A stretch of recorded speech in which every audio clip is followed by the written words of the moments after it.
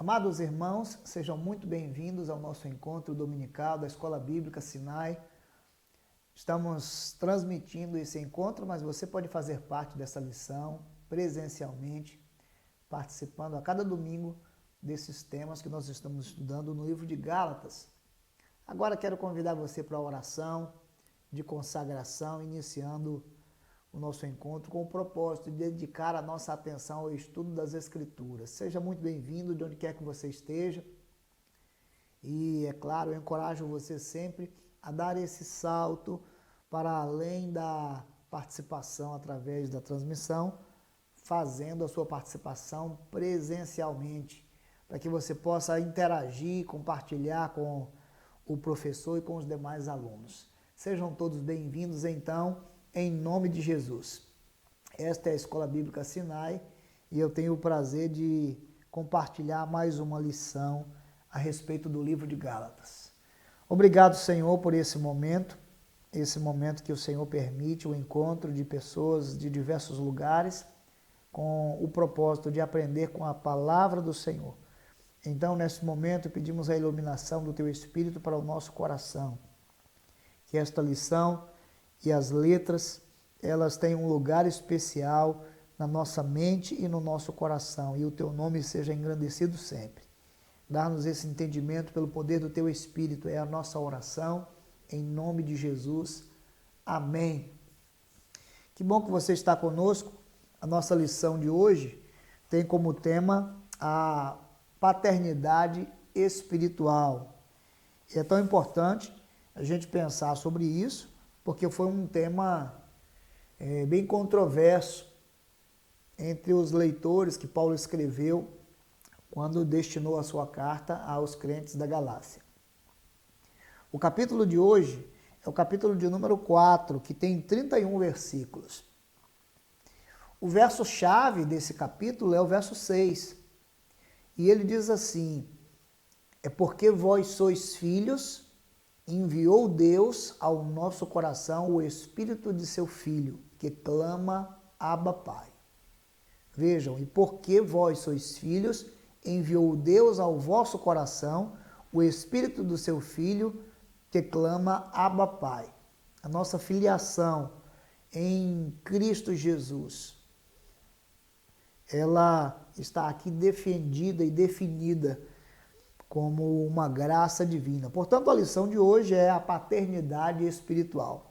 Nós temos 3 alvos importantes que compartilhamos das lições da escola bíblica, que diz respeito ao saber, ao sentir e ao agir. Então, o que esperamos que você saiba ao final desta lição? Primeiro, que você entenda que os filhos de Deus estão libertos do paganismo e também da escravidão da lei.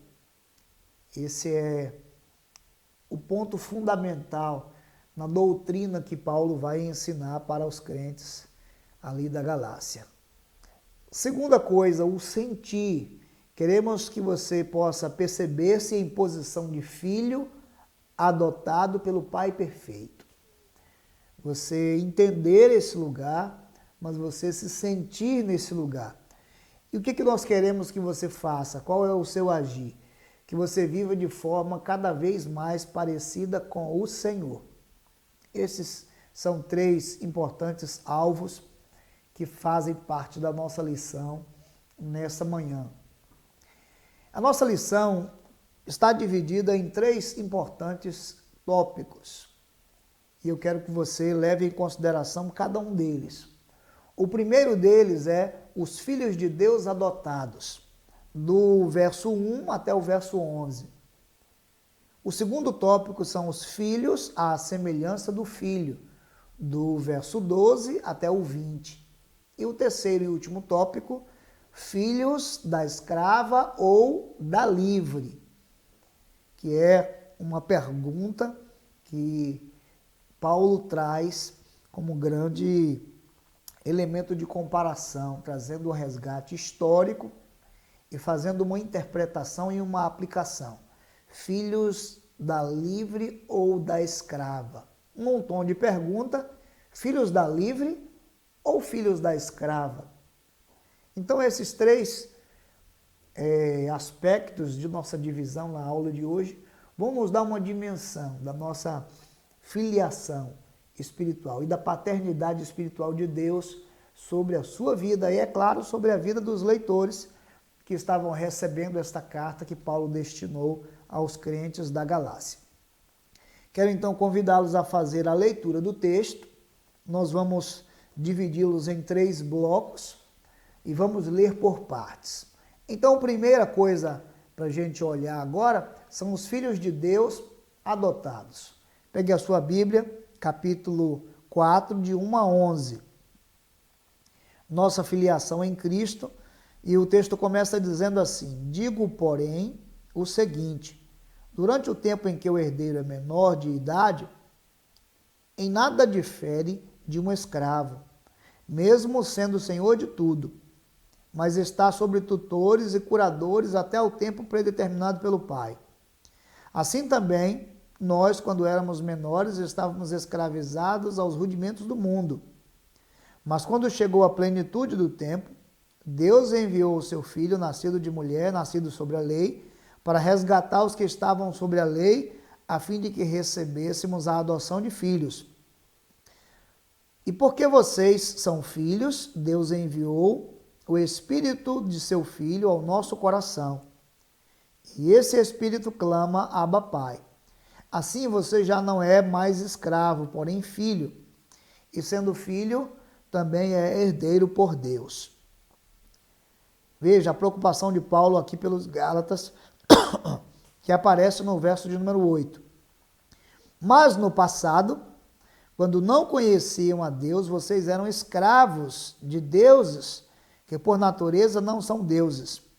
Mas agora que vocês conhecem a Deus, ou melhor, agora que vocês são conhecidos por Deus, como é que estão voltando outra vez aos rudimentos fracos e pobres, aos quais de novo querem servir como escravos? Vocês guardam dias, meses, tempos e anos. Receio que o meu trabalho por vocês tenha sido em vão. É tão importante a gente entender aqui que nesse trecho do ensinamento de Paulo, nós temos uma transição da escravidão para a filiação. E Paulo vai fazer aí um comparativo. Então vejam, ele diz que durante o tempo em que o herdeiro ele é menor, ele tem a mesma condição do escravo. Ele está debaixo de tutores. Tutores que são aqueles que vão regê-lo de acordo com a lei. Todos os da casa, numa família, escravos ou livres, de menores, no entendimento de Paulo, estavam debaixo de autoridade. Todos. Mesmo, veja, o príncipe, mesmo aquele que estava sobre, que tinha uma posição de ascendência, mas estava debaixo de autoridade. Todos estão debaixo de autoridade. É bem interessante porque recentemente nós fomos surpreendidos, entre aspas, surpreendidos com o anúncio da morte da rainha Elizabeth. E assume o príncipe Charles como o rei Charles III. Mas desde o seu nascimento que ele foi preparado para se tornar um rei quando chegasse o tempo. Mas durante esse período de sua menoridade, ele permanece debaixo de autoridade, assim como os demais. Então, nesse contexto, Paulo está trazendo esse tema à tona para dizer que, assim como aqueles que, mesmo herdeiros, mas eles são menores, eles estão debaixo da lei, debaixo de autoridade. Somente quando eles atingem a maioridade, então eles podem sair dessa autoridade. E Paulo fala então, usando esse exemplo, para falar de nossa transição da escravidão para a filiação. e a surpresa de Paulo com as atitudes dos Gálatas que faziam o caminho inverso da condição de filhos para a condição de escravos. Então, voltemos ao texto. Digo, porém, o seguinte: durante o tempo em que o herdeiro é menor de idade, em nada difere de um escravo, mesmo sendo senhor de tudo, mas está sobre tutores e curadores até o tempo predeterminado pelo Pai. Assim também nós, quando éramos menores, estávamos escravizados aos rudimentos do mundo. Aqui ele usa esta figura para fazer a interpretação e dizer que todos os que são judeus estavam, ou todos os judeus e gentios, estavam como que escravos. Escravos presos aos rituais e aos rudimentos do mundo, aos rituais da religião, até o momento em que vem o Filho de Deus. Vindo à plenitude dos tempos, Deus enviou o seu Filho, nascido de mulher, nascido sobre a lei, e foi nesse tempo que ele nos tornou, veja, para resgatar os que estavam sobre a lei, a fim de que recebêssemos a adoção de filhos. E porque vocês são filhos, Deus enviou o Espírito do seu Filho ao nosso coração, e esse Espírito clama, Abba, Pai. Assim vocês já não são mais escravos, porém filhos. Quando Jesus veio, é como se aquele herdeiro que estava vivendo debaixo da autoridade da lei, ele agora assumisse a maioridade. Essa é a comparação que Paulo faz para dizer que em Cristo nós deixamos de ser escravos e passamos a ser filhos.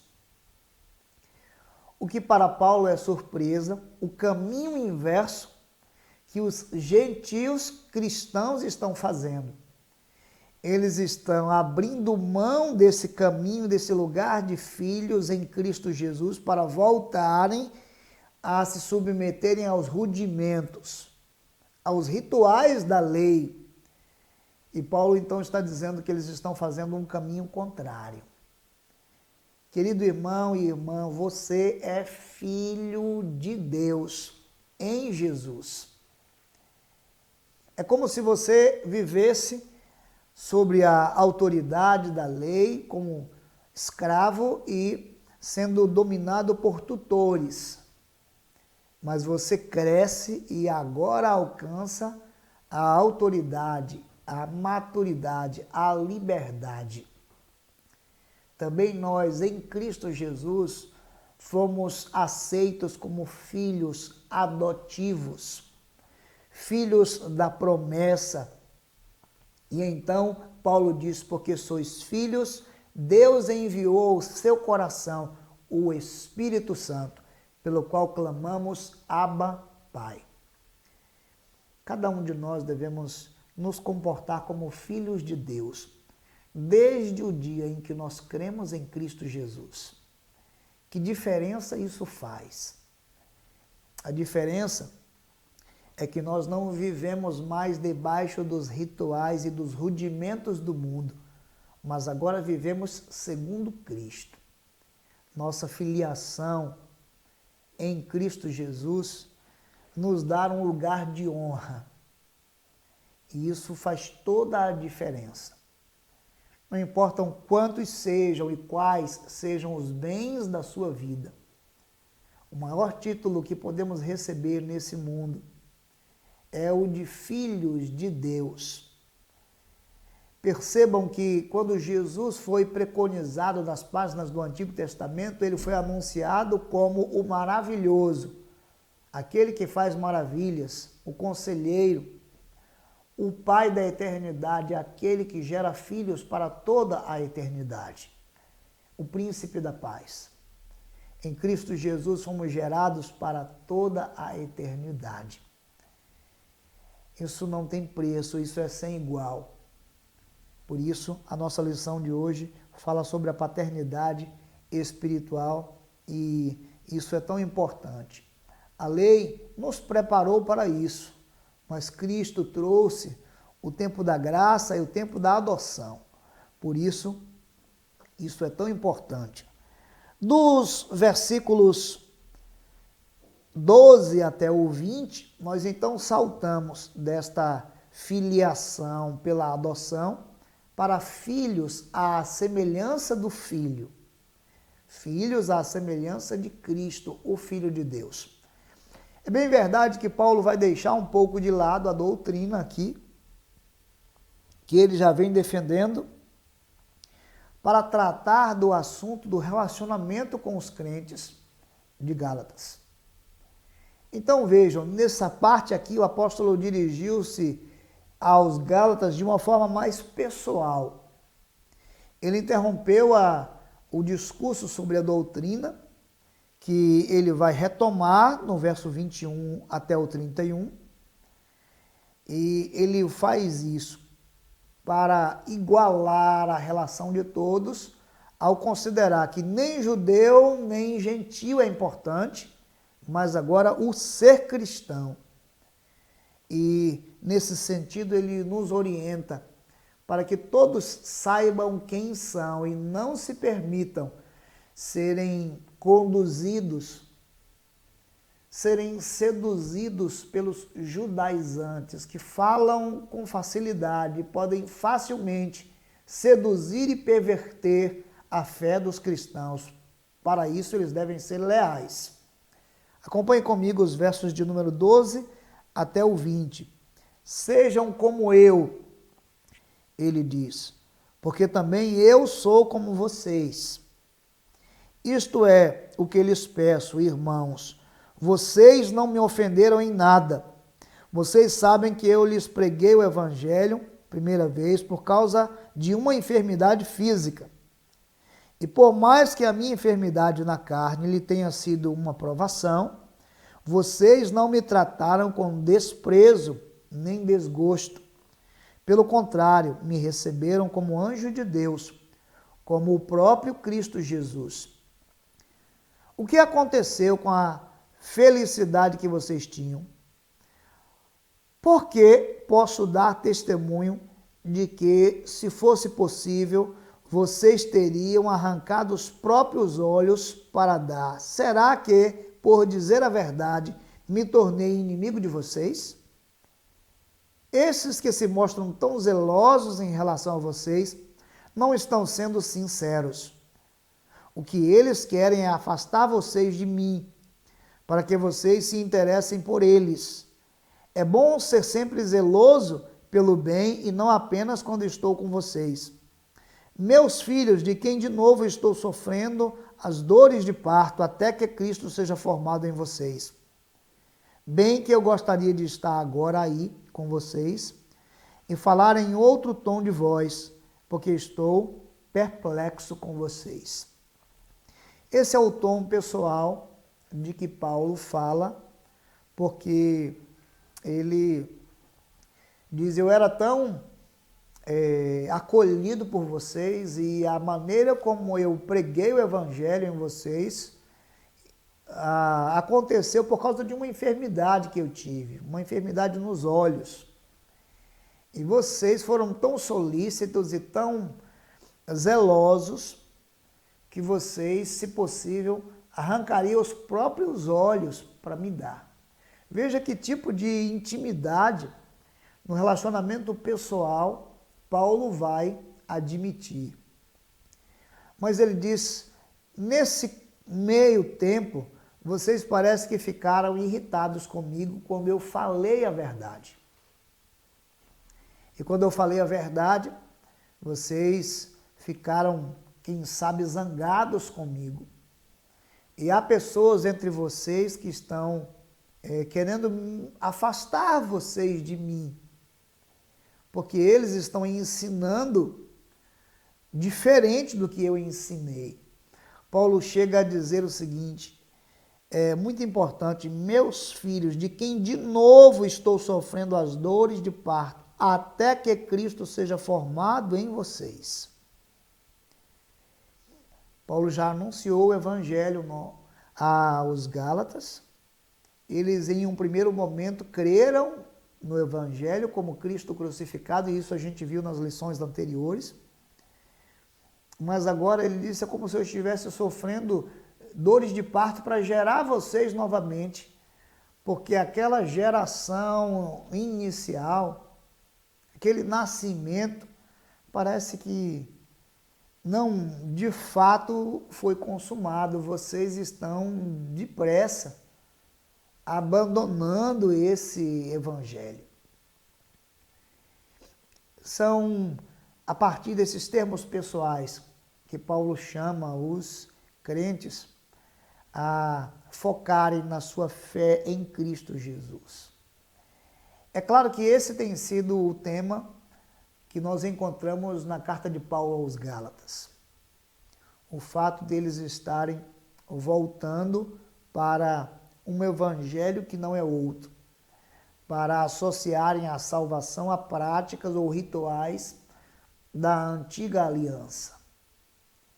Assim sendo, a advertência de Paulo, ela salta também para os nossos dias com a advertência e exortação de que nós somos filhos de Deus pela fé em Jesus e isto é o bastante. E não devemos associar a nossa fé a nenhuma outra coisa que possa representar garantia humana de que merecemos a salvação por méritos ou por alguma coisa que nós passamos a fazer ou por algum ritual que nós nos submetemos. A filiação é um processo divino. Acontece quando nós depositamos a nossa fé em Cristo. Isso nos faz filhos adotivos, uma vez que nós já somos crescidos e nascidos. Somos adotados num processo espiritual pelo qual o Senhor envia o seu Espírito ao nosso coração. E esse Espírito dá testemunho de que nós somos filhos de Deus.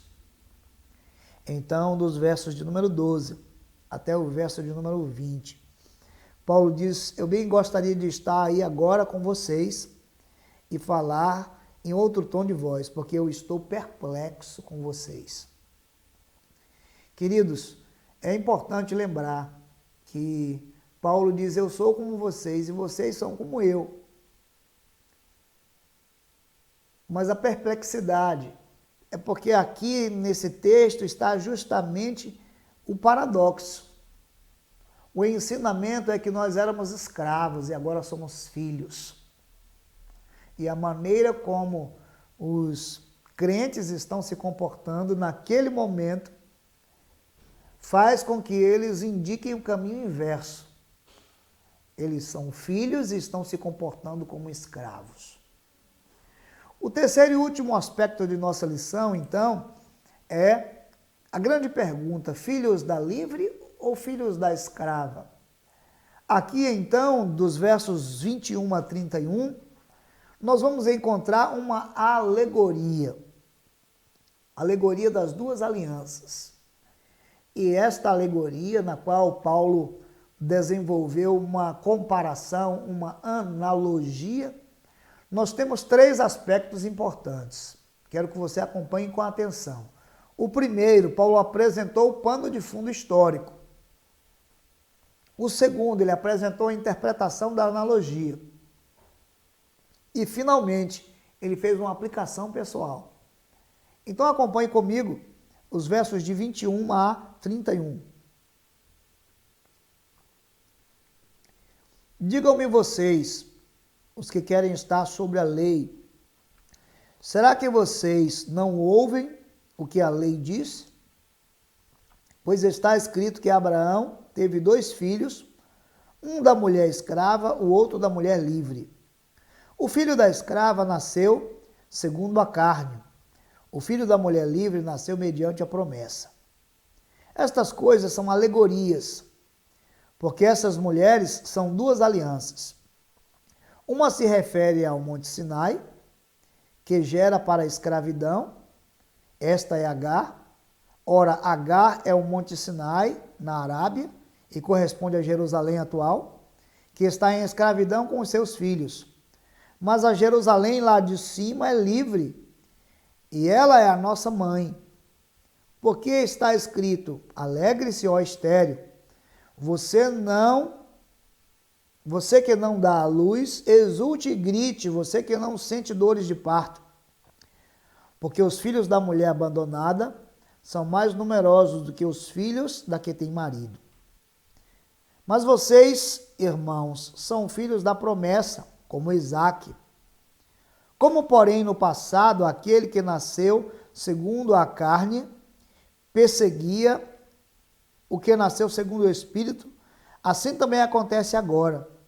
Mas o que diz a Escritura? Ela diz: mande embora a escrava e seu filho, porque de modo nenhum o filho da escrava será herdeiro do filho da mulher livre.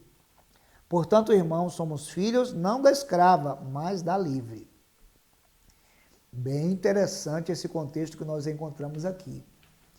E é tão importante você entender isso, porque nós vamos encontrar aqui 3 aspectos importantes nessa parte da nossa lição. Vejam, o fundamento histórico que Paulo apresentou. E qual é o fundamento histórico? Houve no passado uma família, a família de Abraão. Abraão teve 2 filhos. Ele teve mais, mas especificamente 2 filhos. Quando Deus o chamou, já era de avançada idade, vamos dizer, aos 75 anos. Mas ele só vai ter o seu filho da promessa aos 100 anos. Nesse lugar da promessa, Sara se antecipa e oferece a sua escrava Agar. Agar tem um filho cujo nome é dado de Ismael, o filho da escrava. Um tempo depois, Sara definitivamente dá à luz o filho da promessa, e o seu nome é Isaque. Esse é o fundo histórico, o pano de fundo histórico. Nós cremos que Deus havia prometido um filho a Abraão. Embora muito velho, ele creu na promessa. Isaque é o filho da promessa. Ismael não é o filho da promessa, é o filho da escrava. Quando Isaque é desmamado, então Sara conversa com seu esposo pedindo que ela despeça a escrava junto com o seu filho, porque ele não será herdeiro. Não será o filho da escrava o herdeiro, mas o filho da promessa, que é Isaque. Então esse é o pano de fundo, o pano histórico. Esse é o fundamento histórico dessa analogia, porque quando Abraão já estava de 100 anos, Isaque, o seu filho da promessa, nasceu e foi um nascimento, claro, milagroso. Ele é o filho da promessa. Qual foi a interpretação que Paulo deu a esta circunstância? Veja, ele considerou que Agar representa a aliança feita por meio da lei, a aliança do Sinai, a aliança com Moisés, do qual todos os que estão debaixo da lei são escravos e subordinados à lei. E isso se refere a Jerusalém terrena, ao povo da aliança.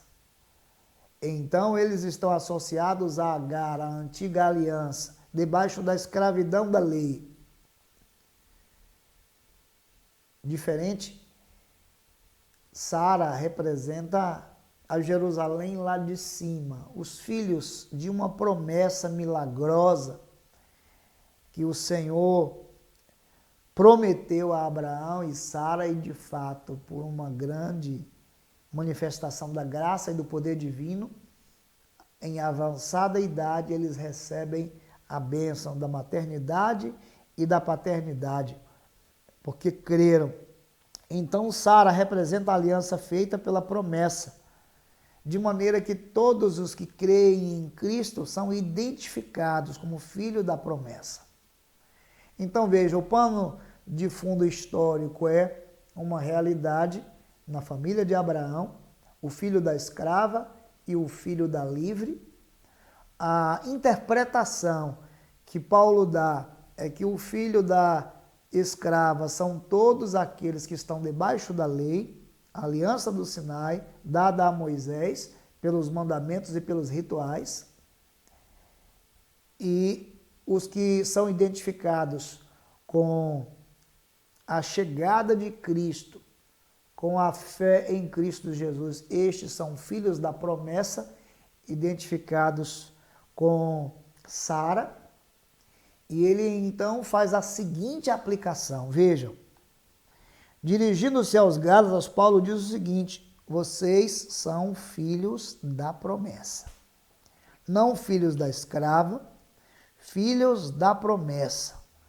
Assim ele estabelece a sua fala. O verso de número 28 diz: mas vocês, irmãos, são filhos da promessa como Isaque.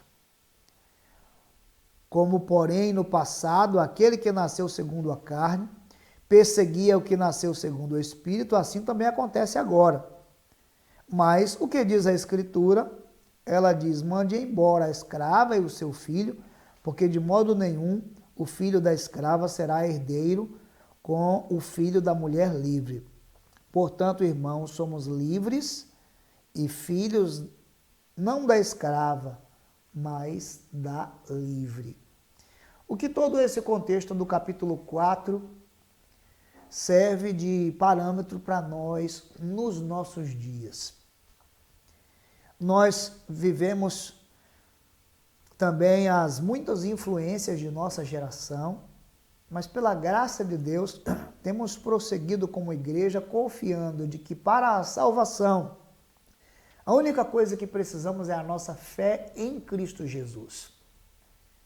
Não há nenhum ritual que possa completar isso.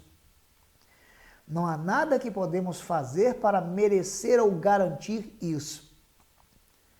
Mas a única e exclusiva coisa que podemos fazer é, através do arrependimento e fé, depositar com plena certeza e convicção nossa confiança no Filho de Deus. Aquele a quem o Pai Eterno nos concedeu como Senhor e como Salvador. Nele está a nossa entrada, a nossa filiação, a nossa adoção, o nosso novo nascimento. Nele está a vida eterna. Portanto, o desafio para Sinai, para cada pessoa que nos ouve, é viver uma fé inabalável na pessoa de Cristo Jesus. É viver uma vida cada vez mais parecida com a pessoa de Jesus. É aprender com Ele, é crescer com Ele, é estarmos em ascendência até que todos cheguemos à perfeita varonilidade, à perfeita estatura completa de Cristo. O desafio é você se manter firme e leal a Cristo, porque esse é o lugar dos filhos de Deus. Os que são filhos de Deus, diz o texto, o Senhor enviou o seu Espírito ao nosso coração, pelo qual clamamos, Abba, Pai. Você é filho de Deus e isso basta. Que o Senhor traga novo ânimo e encorajamento ao seu coração.